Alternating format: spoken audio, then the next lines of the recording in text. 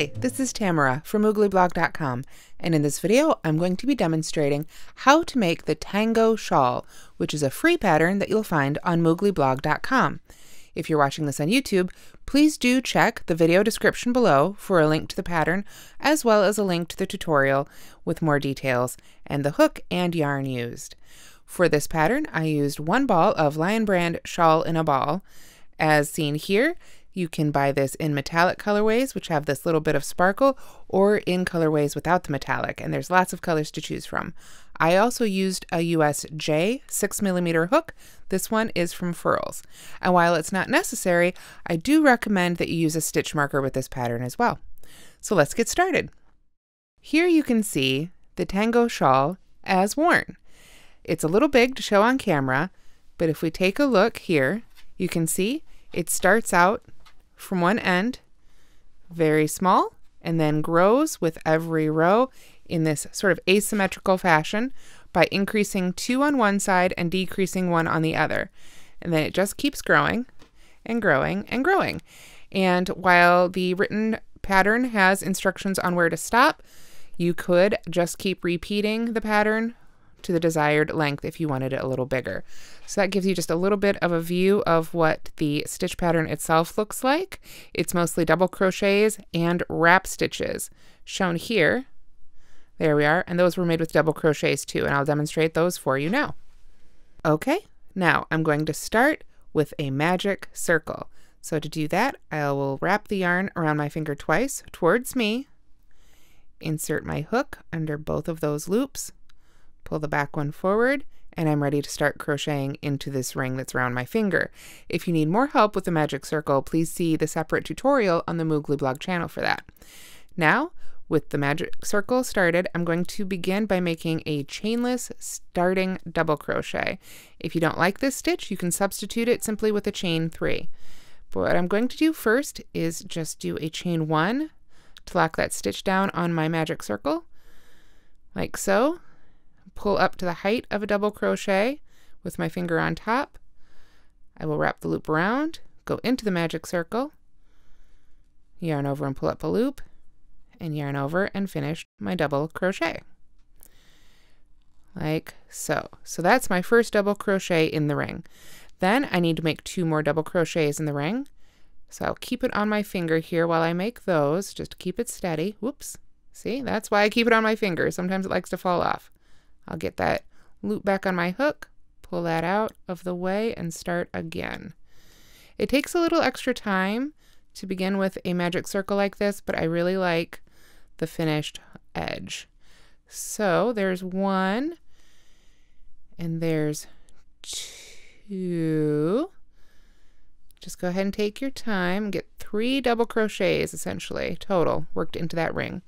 And at this point then, of course, you can pull your finger out, and it's okay to go ahead and close up that magic ring right there. So we just pull on that tail like so, and that closes it up to a really nice point.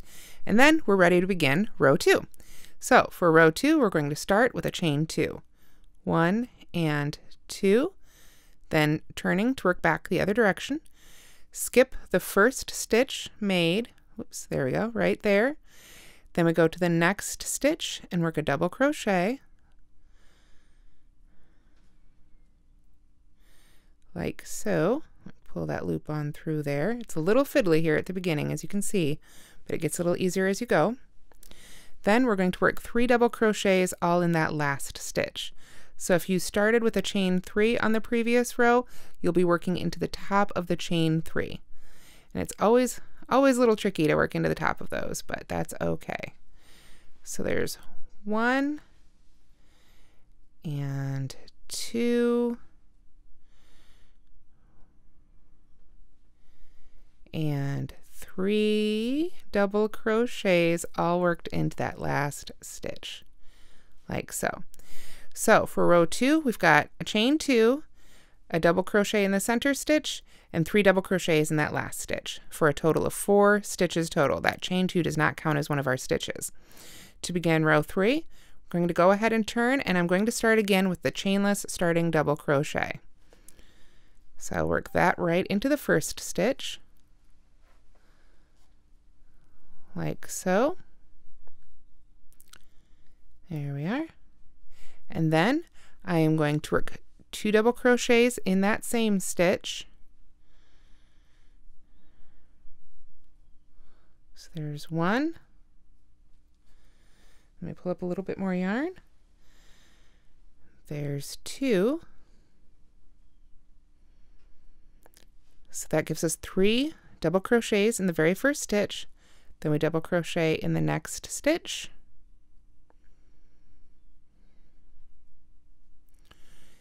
And then we work a double crochet 2 together over the last 2 stitches. It might look like there's 3, but remember that's a chain 2 that does not count as a stitch. So we start a double crochet in one stitch, start our double crochet in the last stitch, and with 3 loops still on our hook, we yarn over and pull through for a double crochet 2 together. So that is row 3. Now, if you'll notice, since we're double crocheting 2 together on this side and working multiple stitches in the last stitch on this side, this is our increase side and this is our decrease side. So a helpful hint, go ahead and place your stitch marker right into the side of one of your increase rows, like so, on the increased side. Every row you increase by 2 and decrease by 1. So if you put the stitch marker on the increase side, then you can always tell at a glance as you're crocheting, which as you get further, each row will be a little longer and it'll be a little easier to forget which side gets the increases and which side gets the decreases. So that's just a little helpful hint rather. So let's begin row 4. So we'll start with a chain 2, skip the first stitch, and double crochet in the next stitch. This is our decrease for right here, like so. Then I'm going to skip the next stitch and double crochet in the last 2 stitches. So there's 1. There we go. And there's 2. And again, this is going to be in the top of that chain 3 or chainless starting double crochet, like so. Now, even though we've just double crocheted in the last stitch, we're not quite done. Now we're going to do a wrap stitch. The wrap stitch is a 2 double crochet cluster worked around the last 2 stitches. So the last 2 stitches made were right here. We've got that one we skipped, which helps create that space that we're going to be putting our hook in. So to make our wrap stitch, we'll yarn over and place the hook in front of the previous 2 stitches, go around them. So we insert our hook right here, come behind both of those stitches, yarn over, and pull up our loop, yarn over, and pull through 2 loops, then do it again. Let me pull up a little bit more yarn here. We'll yarn over again, go back into that space right there, pull up our loop, yarn over and pull through 2, and then we yarn over and pull through all 3 loops, like so. This is our wrap stitch. Just get the yarn wrapped around my finger there. There we are. Kind of like a post stitch, but we're going around 2 stitches at once, and we just made a double crochet 2 together cluster. I'll be showing you that again shortly. But to finish this row, we want to come back to that last stitch where we already worked that double crochet right there in the top of our chain 3, and we want to put 2 more double crochets in that last stitch. So there's 1, and there's 2. Like so. So that is the end of row 4. Now let's begin row 5. I'm going to turn and make another chainless starting double crochet, or alternatively a chain 3 in that first stitch. So there's that one there. And then we need 2 more double crochets in that first stitch again. This is our increase side, you can tell by our stitch marker, like so. Then we're going to work a double crochet in each of the next 3 stitches. So there's 1, then 2, then 3, like so. And then we simply work a double crochet 2 together over the last 2 stitches. So we'll start 1 and start the second and finish them off together. And that is row 5. And now it's time to make row 6. So we're going to start with our chain 2, skip the first stitch, double crochet in the next, because it's our decrease side without our stitch marker, like so.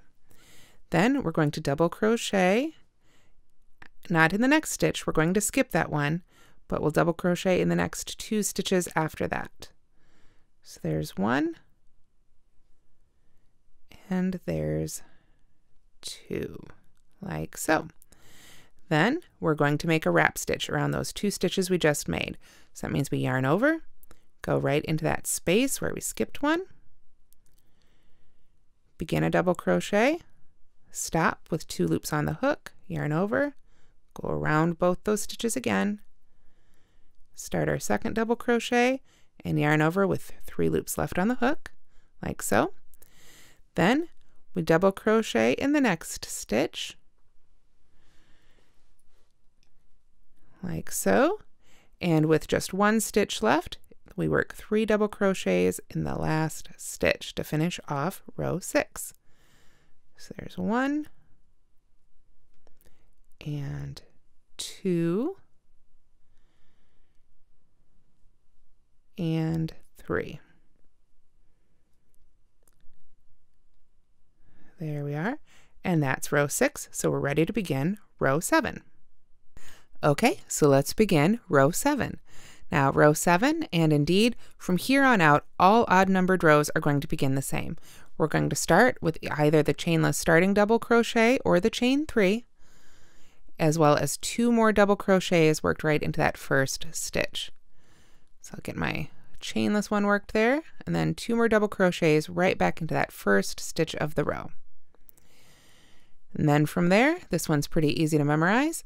We just double crochet on across in each stitch until 2 stitches remain. We just want to make sure to work all the way across. Sometimes with those wrap stitches, it can be a little easy to think you've come to the end of the row because of this curve too, to think you're at the end of the row before you are. So you want to make sure that when you come to those last 2 stitches, that one of them is that one right after the chain 2. So we're almost there. I can see there's the top of my chain 2 and double crochet, that first double crochet. So that's the other one. So I've got 1 more to make, like so. Oops, let me try that again. There we go. And then double crochet 2 together over those last 2 stitches. So at the end of row 7, we should have 9 stitches total. So let me count those and make sure we're on track here. 1, 2, 3, 4, 5, 6, 7, 8, and 9. Perfect. So we're ready to begin row 8. To begin row 8, we're going to start with our chain 2. It's a decrease side again. So we skip that first stitch, work our first double crochet in the next one. And this will be the basic repeat for the row 8 repeats. Then we're going to double crochet in not the next stitch, we skip that one, but the next 2, like so. And then since we've skipped a stitch and worked 2 double crochets, you might guess what's coming next. We need another wrap stitch right around both of those last 2 stitches just made, which remember is just a double crochet 2 together worked around both the posts, like so. There we go. After that, we work a double crochet in the very next stitch. And then we are going to work, not in the next stitch, but in the last 2 more double crochets. So we skip that one, come to these last 2, work a double crochet in each of these. There's 1, and there's 1 right in the top of that chainless starting double crochet or chain 3. Little fiddly, but there we go. And then we're going to work 1 more wrap stitch around these 2 just made. So like so. There's 1 half. There's our second half, and finish our wrap stitch. And then we come back, kind of pull your stitches apart if you need to, find that last stitch we worked into there with that double crochet, the second double crochet before we made our wrap stitch. We want to come back there and just make 2 more double crochets right in that last stitch there for our increase side. like so. And that is the end of row 8. Row 9 is going to be just like row 7. We turn, we make a chainless starting double crochet right in that first stitch, 2 more double crochets in that first stitch as well, and then we just double crochet on across until 2 stitches are left. Now, I've mentioned it before, every row of this pattern, the stitch count goes up by 1, which will be a total number that is 2 higher than the row you're on. So let me explain. For row 1, we had 3 stitches. So row 1 plus 2 is 3. For row 5, we had 7 stitches. 5 plus 7 is, or 5 plus 2 is 7. So here we are on row 9. 9 plus 2, we should have 11 stitches at the end of this row. So that will just help you keep track too as you work this pattern, to always make sure you've got the right number of stitches in each row. And as long as you count them, especially on these odd numbered rows, that's where it's nice and easy. So it looks like we've got 2 stitches left. I'll work a double crochet 2 together over those.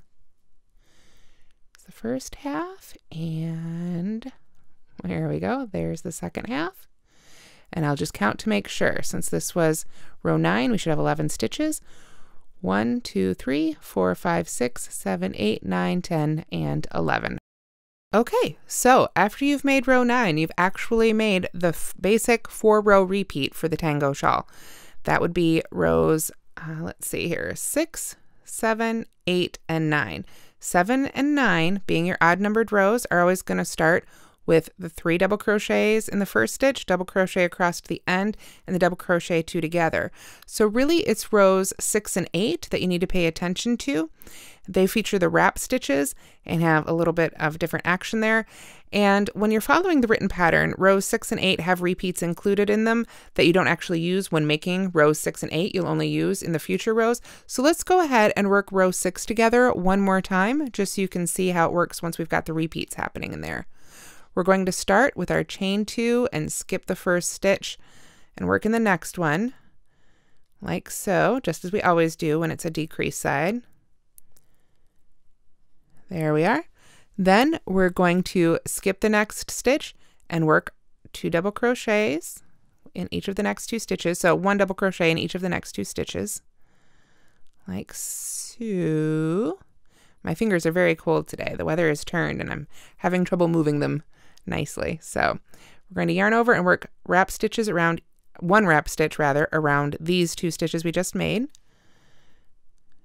So we start 1 double crochet, yarn over, start another double crochet, and it's okay to go ahead and just squish those posts together when you crochet around them, like so. After that, then we work a double crochet in the very next stitch, like so.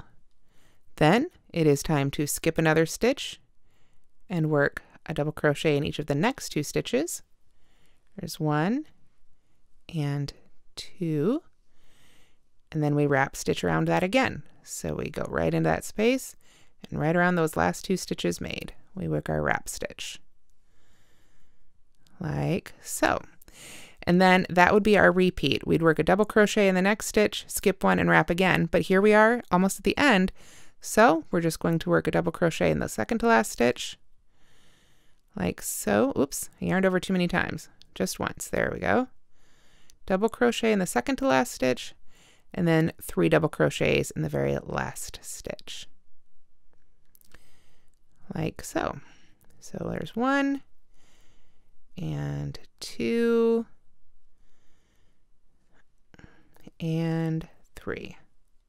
And then of course our 7 repeat is just the same, even across. 3 in the first one, even across, decrease in the last 2.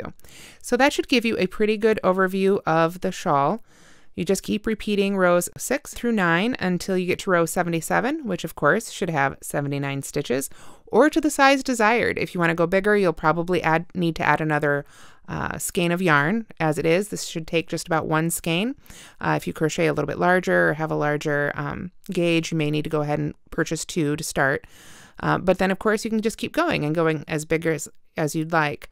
When you get to the very end, I like to just chain one and single crochet right across the very last row, and then break my yarn and weave in my ends.